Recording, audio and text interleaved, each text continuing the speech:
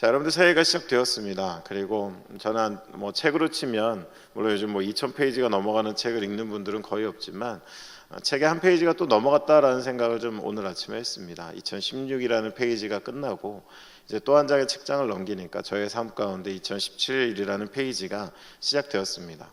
아직 다 읽지 않아서 어떤 내용들이 들어있는지는 잘 모르겠지만 한 가지 우리가 새해를 시작하면서 마음에 품었으면 하는 것은 바로 여러분의 인생 가운데도 있는 그 2017페이지의 그 내용들을 기록해 가실 분이 우리 하나님이시다라는 것을 여러분 꼭 기억하시기를 바랍니다.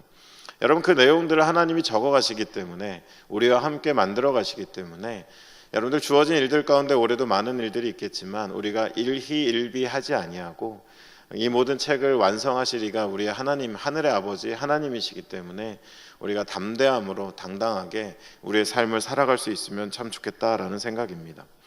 여러분, 산부 예배를 통해서요, 지난 7주간 저는 이제 산상수훈, 전통적으로 그렇게 부르죠.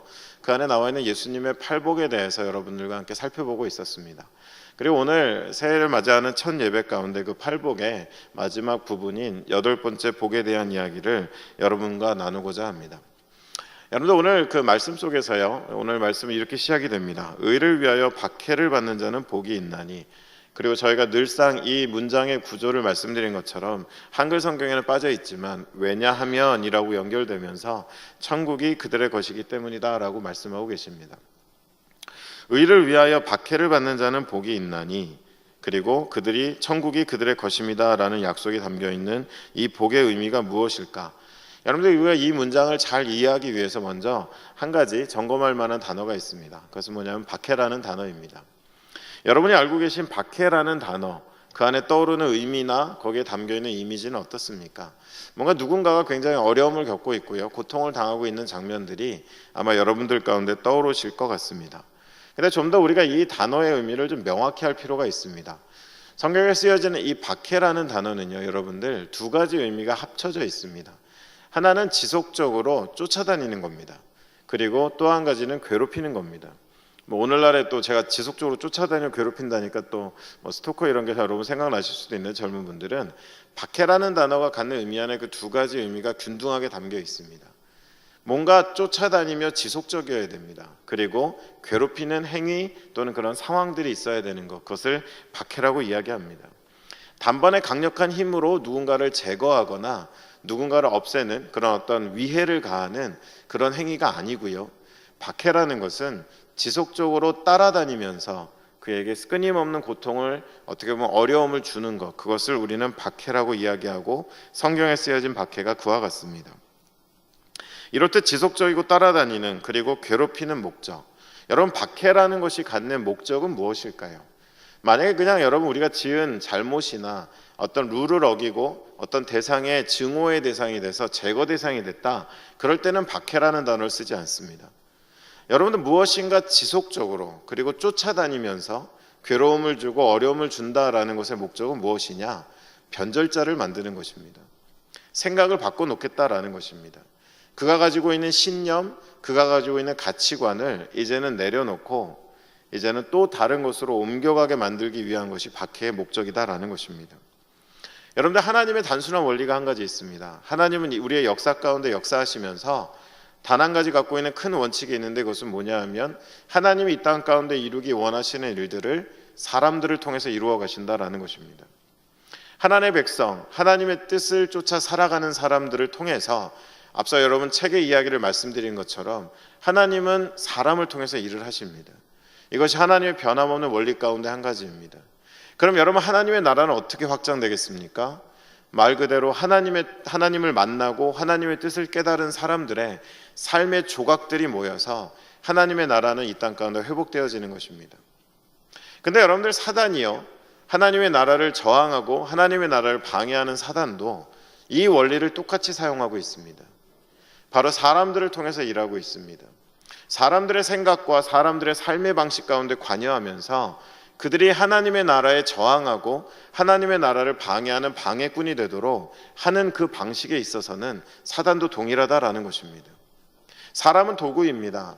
하나님의 손에 들려졌을 때는 의의 병기로서 하나님의 나라를 이루어가는 귀한 하나님의 도구라면, 사단의 지배와 사단의 붙들림 가운데 있었을 때는 하나님의 나라를 방해하고 저항하는 사단의 도구가 되기도 하는 것이 어쩌면 하나님과 사단의 사이 가운데 놓여있는 인간의 운명이다라는 것입니다.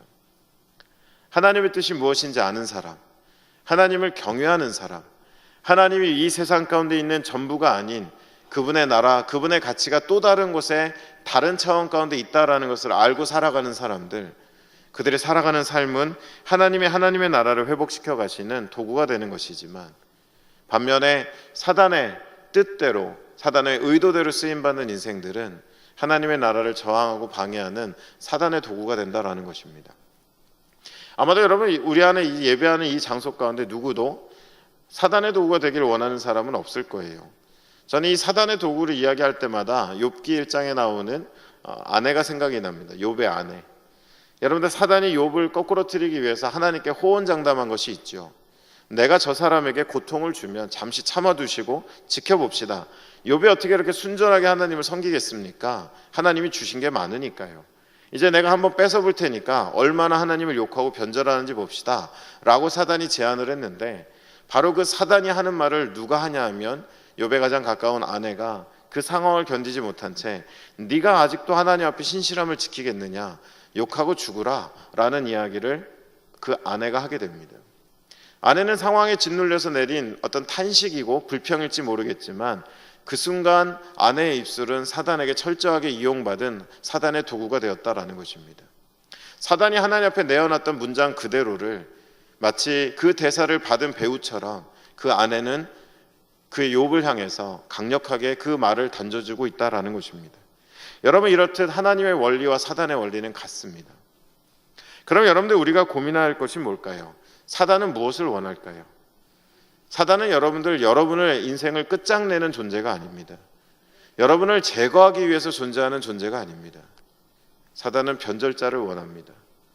이 시대 가운데 하나님의 뜻이 아닌 세상에 존재하는 사단이 심어놓은 수많은 의식을 따라갈 변절자를 원하는 것이지, 그는 우리의 삶을 끝장내려고 존재하는 존재가 아니다라는 것입니다.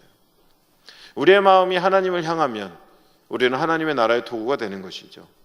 그것이 쉽지 않은 줄 알면서도 사단은 본성상 이 땅 가운데 우리를 변절하게 만들어서는 그의 뜻을 이루어가는 도구로 쓰고자 하는 것, 여러분, 이것이 역사와 성경을 관통하고 있는 사단이 하나님이 이 세상 가운데 일하시는 동일한 방식이지만 다른 방향을 갖고 있는 현상이다라는 것입니다.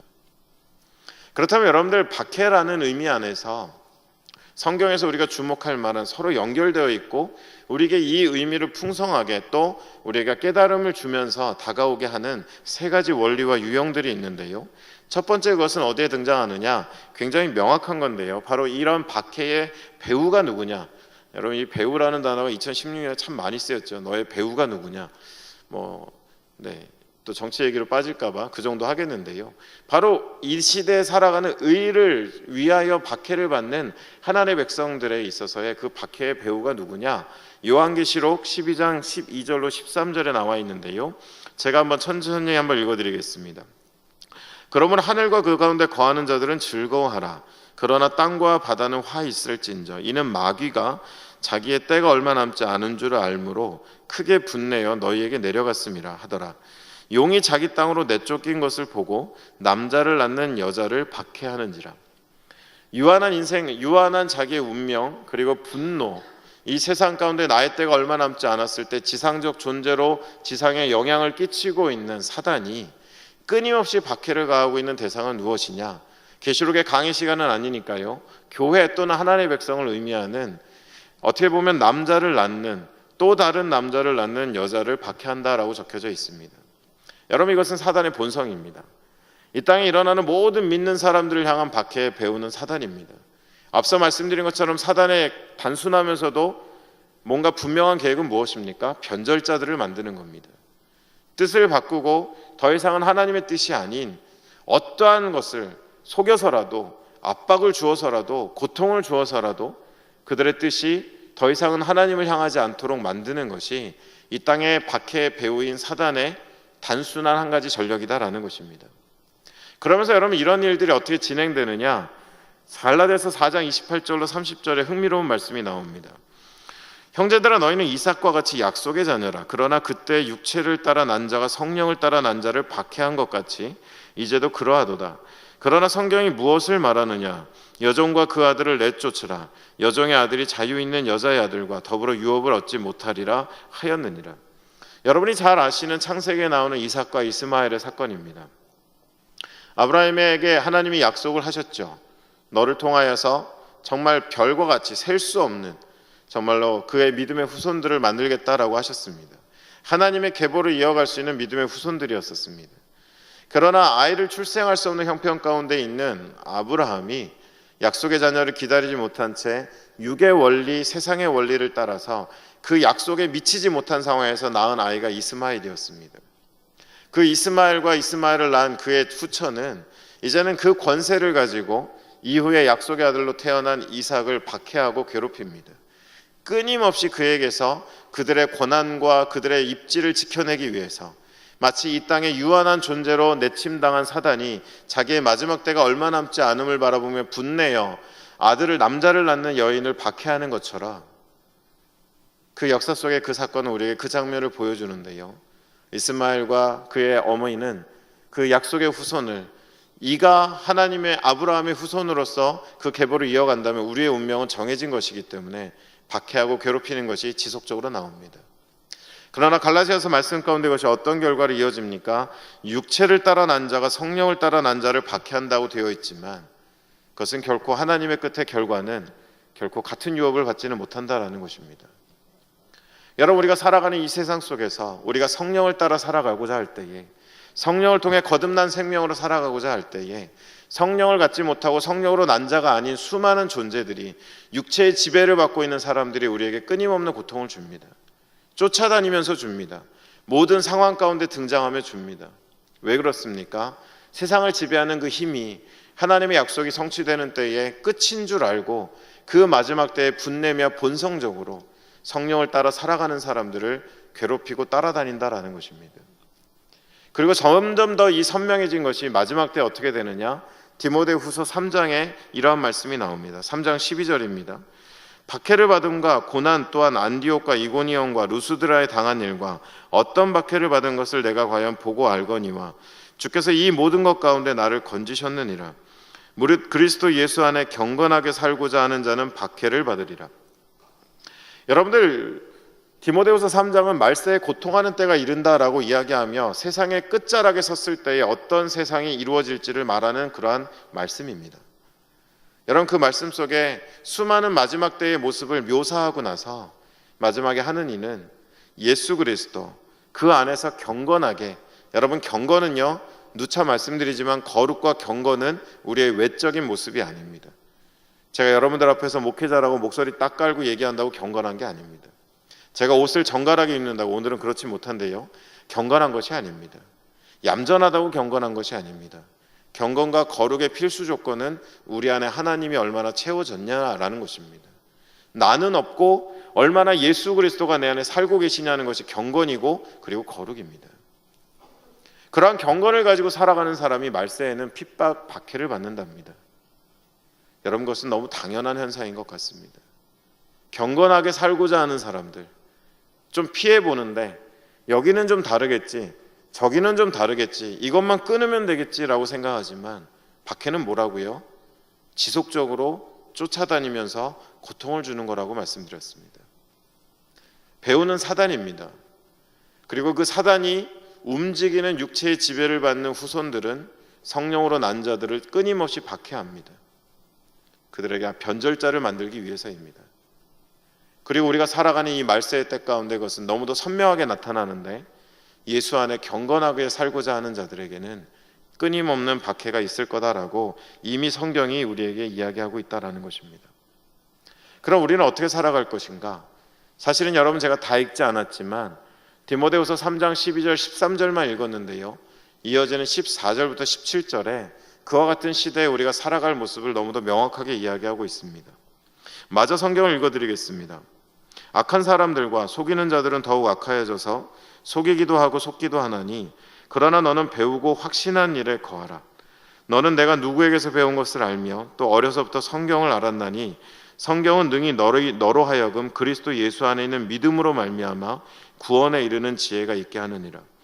모든 성경은 하나님의 감동으로 된 것으로 교훈과 책망과 바르게 함과 의로 교육하기에 유익하니 이는 하나님의 사람으로 온전하게 하며 모든 선한 일을 행할 능력을 갖추게 하려 함이라.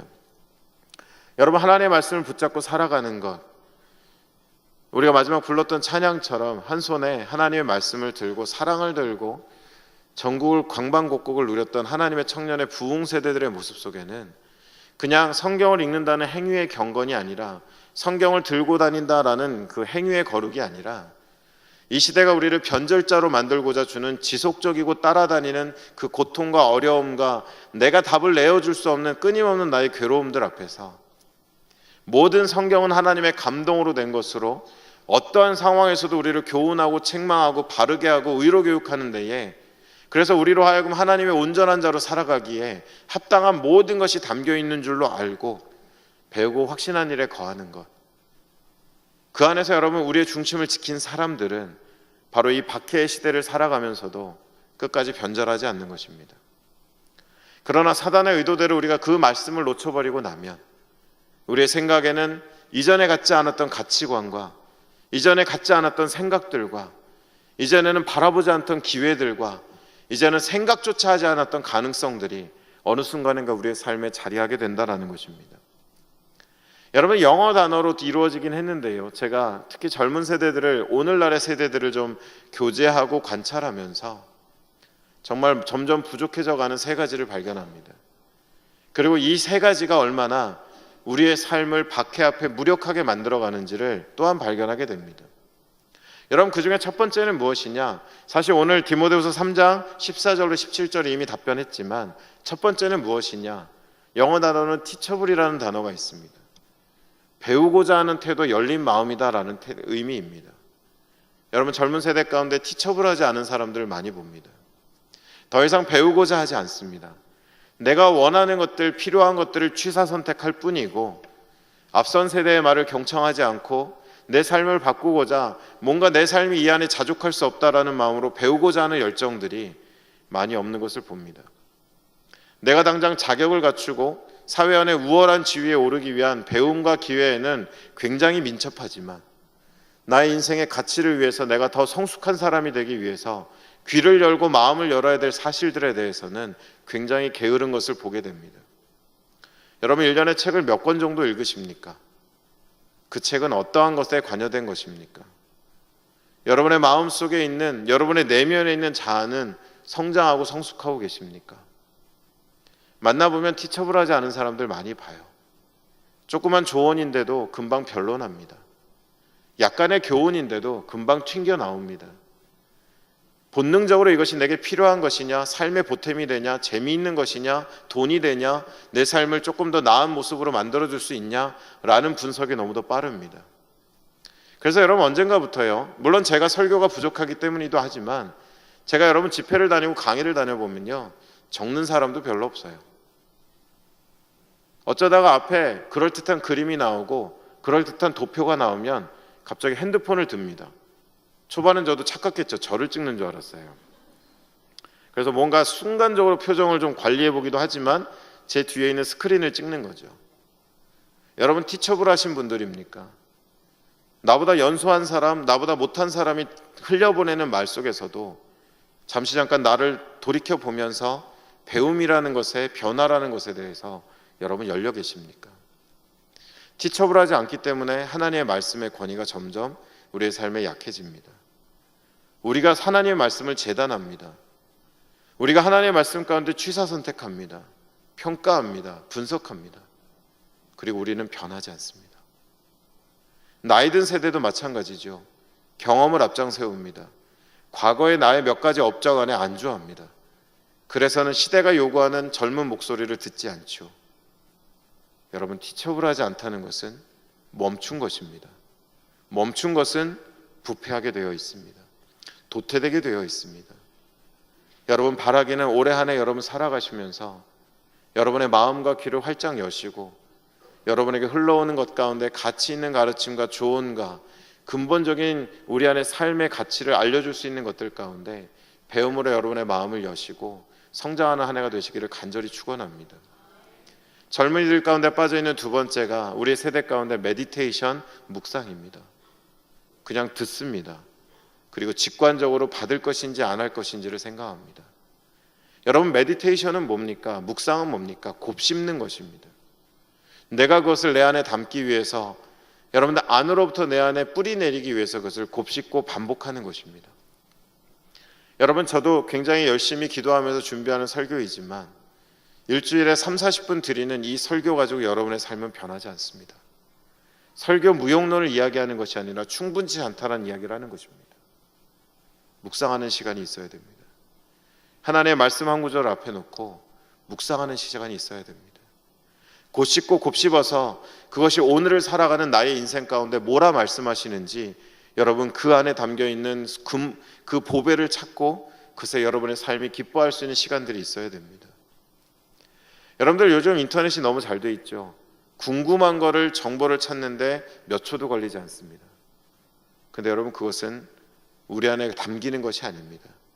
마치 여러분 이런 거예요. 제가 이전에 한번 단기간 안에 시험 준비를 해봤던 것이 강도사 고시인데 딱 저한테 2주간의 시간을 교회가 주셨어요. 보통 다른 전사님들 얘기 들어보니까 3개월 준비한다는데 그때 담임 목사님이 누구신지 저는 굳이 말하진 않겠습니다. 어젯밤에 한복 입으셨던 그분이신데요. 저한테 2주면 된다고 그러시더라고요. 본인은 되실지 모르겠지만 저는 안 되거든요. 염려가 많았습니다. 그때 제가 잔뜩 산 것이 포스트잇이었습니다. 그리고 제가 공부하는 공간에 안 외워지는 것은 무조건 갖다 붙였습니다. 나중에 시험 당일날이 되는데 한 300장이 넘더라고요. 그걸 제 머릿속에 다 담기진 않았던 것 같습니다. 여러분 묵상 없는 삶은 이런 것 같아요. 우리 안에 덕지덕지 내가 원하는 정보를 그때그때 얻어서 내 삶에 내 몸에 막 포스트잇을 붙입니다. 그리고 정말 필요한 것을 향해서 내가 달려나갔을 때 그것은 후두둑 다 떨어집니다. 그리고 내가 분명 접했던 건데 내가 알았던 건데 그것이 내 삶에 작동하지 않습니다. 묵상은 그 안에 있는 내용들이 내 안에 담기는 것이고요. 그것은 언제고 우리의 삶 가운데 강력한 힘으로 등장합니다. 제가 청년들한테 그런 얘기 많이 해요. 책 한 권을 여러 권을 읽기보다는 한 권을 정독하라는 이야기를 하고요. 인터넷에 글을 읽을 때도 서너 문장 되는 짧은 정보가 아니라 스크롤을 몇 번은 내려야 될 긴 문장을 읽으라고 이야기합니다. 여러분 왜 그렇습니까? 한 권의 책이라는 것은 한 작자가 자기의 생각을 완전하게 전달하기 위한 사고의 여정입니다. 그 여정을 한 번쯤 진중하게 따라가서 도착 지점에 도착해야만 우리의 생각의 크기와 생각의 힘이 자라는 것입니다. 근데 여러분 자꾸 우리는 뭐예요? 손가락을 움직여서 원하는 정보를 그때 얻고 내가 알게 됐다고 생각하지만 얼마 지나지 않아서 그것이 내 안에 담겨있지 않다는 것을 발견하고 있는 것이죠. 더구나 우리나라같이 입시 위주의 교육이 이루어지는 나라에서는 시험을 치르기 위한 단기적인 비법들이 너무도 많기 때문에 여러분들 그것이 우리 안에 남아있지 않은 것들을 많이 보게 되죠. 그리고 마지막 염려되는 건 세 번째는 여러분 요즘 제가 듣게 된 신조어인데요. guilty pleasure라는 단어인데요. guilty는 죄책감이고 pleasure는 희열 기쁨입니다. 근데 여러분 이게 요즘 긍정적으로 쓰여요. 무슨 이야기냐 하면 잘못된 건 줄 알고 죄책감도 느끼는데 아무도 보지 않을 때 그것을 반복하면서 느끼는 약간의 희열, 더 큰 기쁨, 이것을 여러분들 젊은 세대들이 많이 즐긴답니다. 예를 들어 보면 이런 거죠. 여러분 교회 다니는 자매 가운데 혹시 있다 그러면 너무 얌전하고 예뻐요. 항상 이렇게 같이 모임하면 밥도 조금 먹어요. 저는 원래 양이 적어서요. 그리고 굉장히 다소곳하게 이야기합니다. 근데 어느 날 집에 혼자 남으면 고기를 막 썰어놓고 라면을 끓이고 치즈를 막 5-6장씩 때려놓고는 굉장히 이렇게 자연스러운 내추럴한 자세로 TV를 보면서 막 흘리면서 먹는, 근데 가끔 그래줘야 내 마음에 희열이 있고 기쁨이 있는, 몇몇 분들이 어떻게 알았지 뭐 이런 분들이 있을 것 같은데, 여러분 제가 무슨 말씀 드리는지 아시겠죠? 누군가에게 내어놓을 수 없는 나의 사생활이에요. 거기에 대한 좀 길티 마인드, 죄책감도 있어요. 근데 가끔은 그걸 해줘야 내 안에 뭔가 짜릿짜릿한 뭔가가 있는 거예요. 이렇게 예배드리는 시간에, 설교 시간에 청소년부에 많겠죠. 그때 밑에다 내려놓고 보는 스마트폰에 나오는 영상은 더 재밌어요.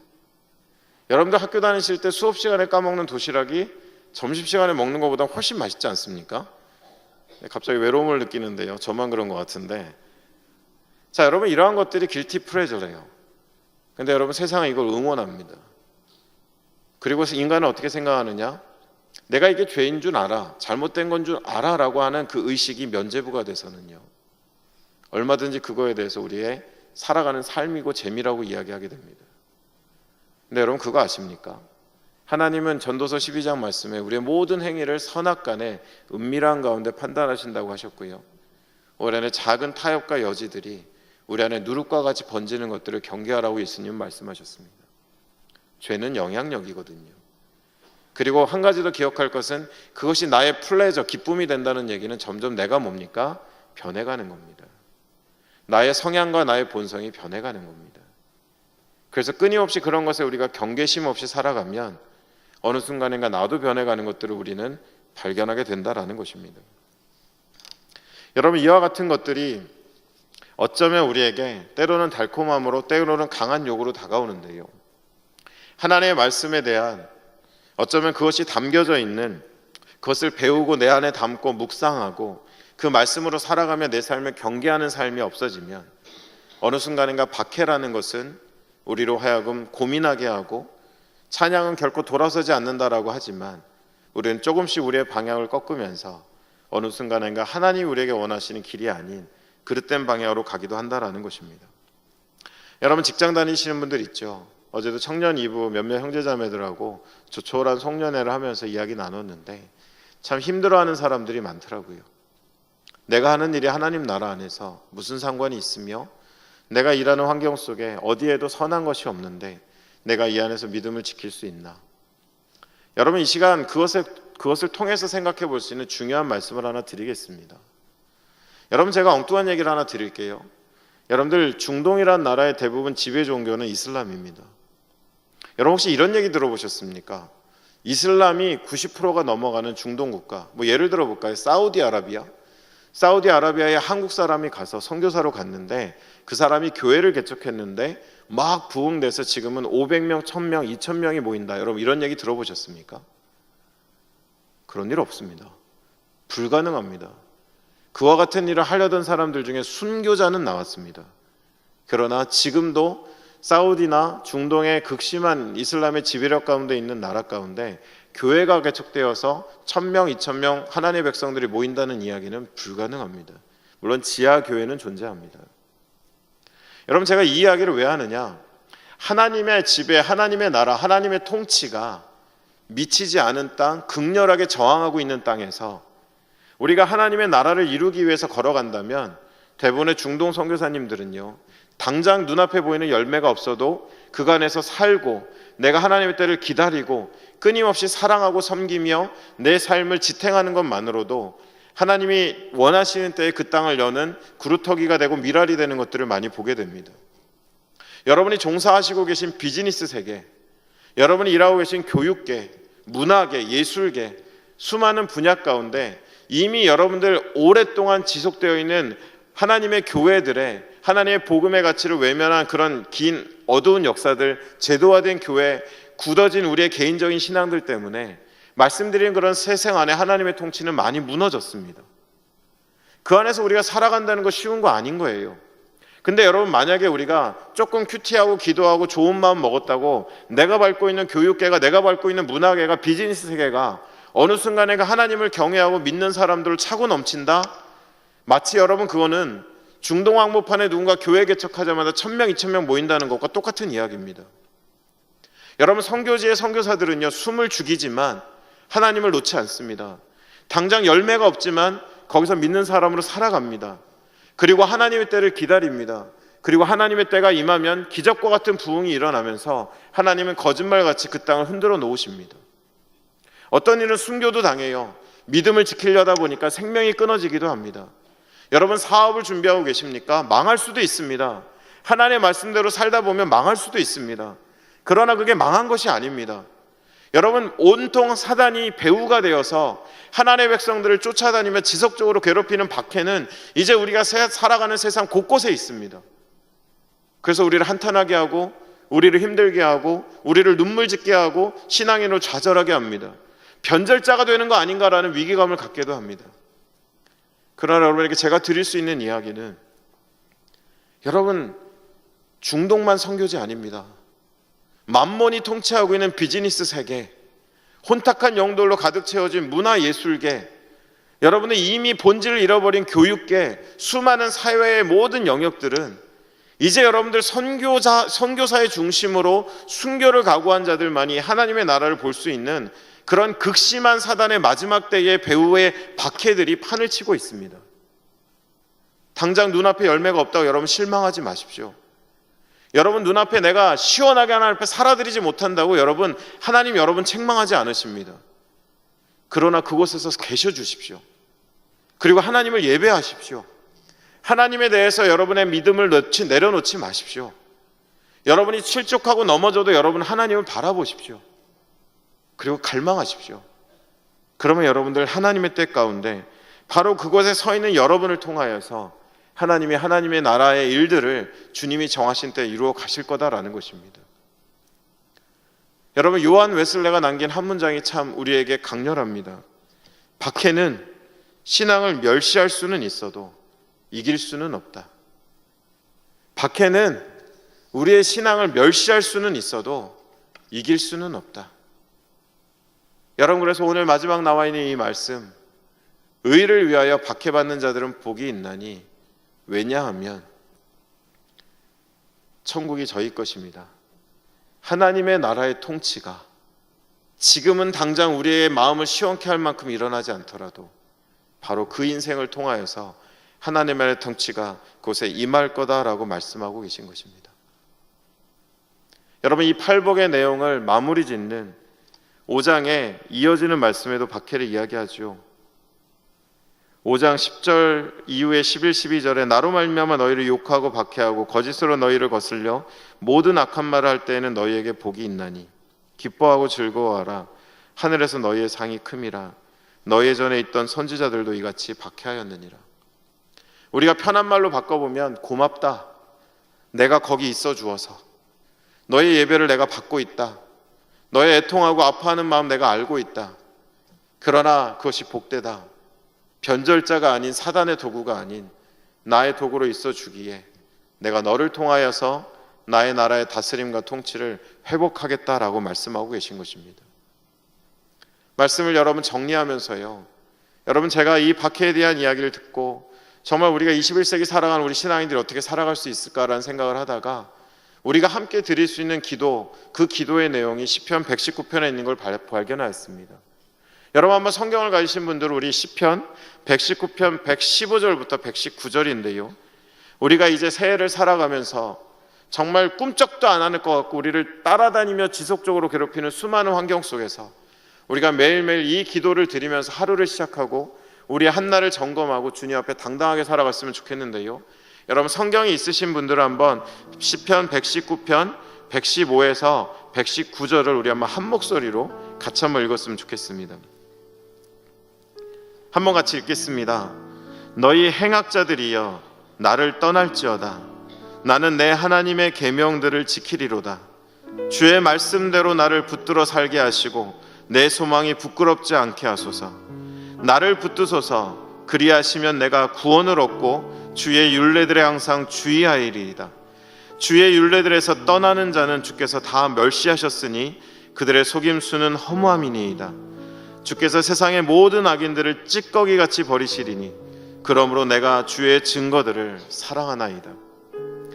여러분 눈물이 나시고요, 외롭고요, 우리 특히 직장생활 하시는 우리 청년들, 나 옛날에 굉장히 멋진 신앙이었는데 내가 뭔가라는 생각 드실 때마다, 하루가 너무 무거울 때마다, 한날이 너무 실망스러우실 때마다 여러분 적어도 이 말씀을 펼쳐 읽고 여러분의 영혼을 향해 사단이 배후인 박해가 만연한 세상을 향해서 여러분 담대하게 외치시기 바랍니다.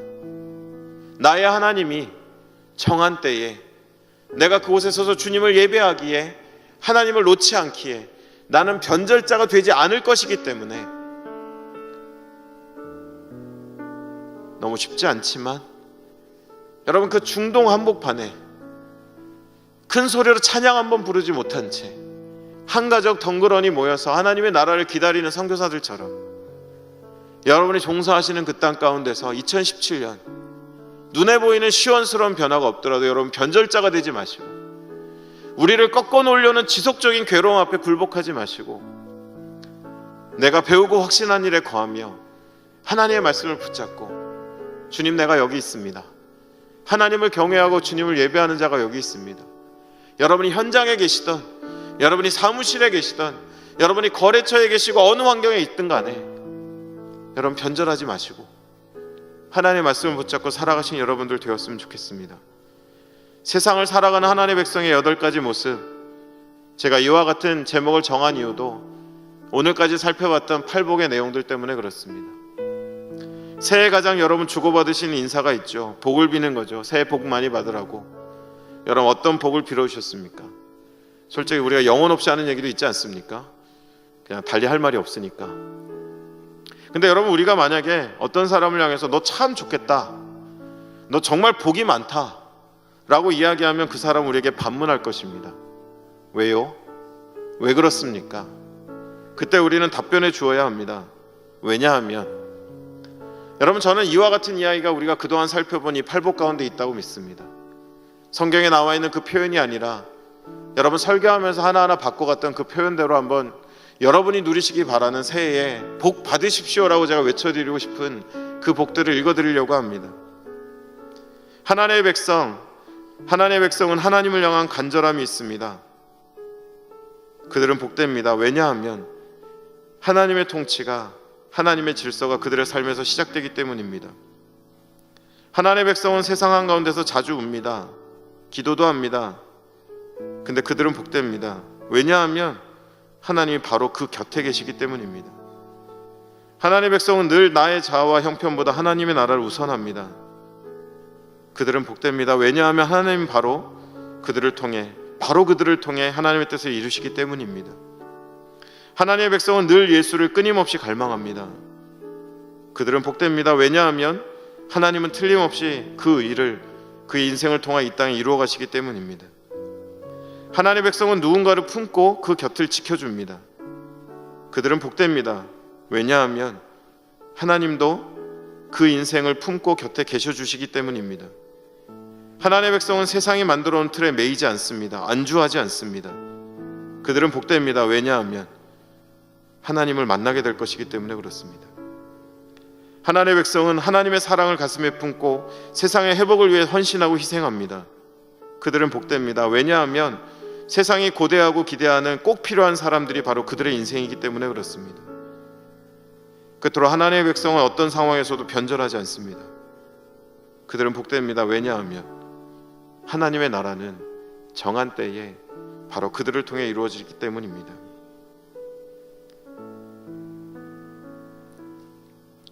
여러분 복이라는 단어를 참 좋아하는 사람들이 중국 사람들이라고 해요. 또 8이라는 단어도 숫자도 참 좋아한다고 합니다. 그래서 여러분 제가 듣기로는요, 중국 사람 가운데 8888에 8888이란 변호가 여러분 얼마에 팔렸는지 아십니까? 저희 나라 돈으로 5억에 가까운 돈에 팔렸다고 합니다. 중국 사람들은 여러분 복을요, 복자를 써서는 거꾸로 붙여놓는다고 합니다. 여러분 혹시 중국 여행 갔다가 거꾸로 붙어 있으니까 무식하다 이러지 마십시오. 복자를 거꾸로 붙여놓는답니다. 여러분 왜 팔자와 복자를 그렇게 좋아하는 줄 아십니까? 팔자는 돈을 벌다라는 의미의 한자와 발음이 같아서 팔자를 많이 쓰면 돈을 많이 벌게 되겠다라는 부에 대한 갈망이고요. 복자를 써놓고 거꾸로 붙여놓는 이유는 내 복이 어딘가로 흘러가지 말고 하늘의 복이 내게로 오라 라는 금이 의미해서 복이 하늘에서 떨어지라고 복자를 거꾸로 붙여놓는다고 합니다. 여러분 새해 팔복을 많이 받으십시오. 그러나 그 복은 어떤 한 민족이 이야기하는 것처럼 돈 많이 벌고 나를 향한 복이 아니라 세상 안에 꼭 필요한 인생으로 살아갈 수 있는 하나님의 백성만이 누리는, 가끔 눈물도 나고 버겁기도 하지만 세상 안에 누구도 감히 누릴 수 없는 진정한 복, 여러분 새해 팔복 많이 누리시기 바랍니다. 기도하겠습니다.